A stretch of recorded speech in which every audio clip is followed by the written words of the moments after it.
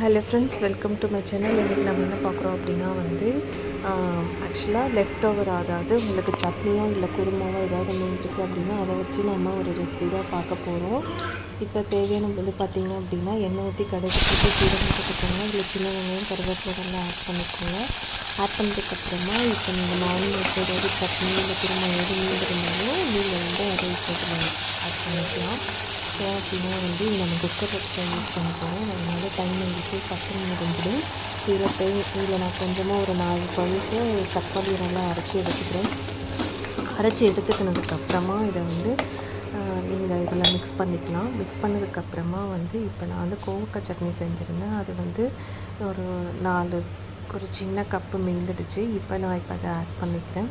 Add பண்ணதுக்கப்புறமா பார்த்திங்க அப்படின்னா இதில் கொஞ்சமாக லைட்டாக தண்ணி ஊற்றி மிக்ஸ் பண்ணிக்கோங்க. மிக்ஸ் பண்ணதுக்கப்புறமா கொஞ்சமாக மிளகுத்தூள், கொஞ்சமாக மஞ்சள் தூள், அதுக்கப்புறமா கொஞ்சம் தேவையான அளவுக்கு உங்களுக்கு சால்ட்டு நீங்கள் ஆட் பண்ணிக்கலாம். அதுக்கப்புறம் நான் கத்திரிக்காயை முழுசாக அரைஞ்சி வச்சுருக்கேன். அதை எடுத்து தேவையான அளவு ஒரு 6 கத்திரிக்காயில் ஆட் பண்ணிக்கோங்க.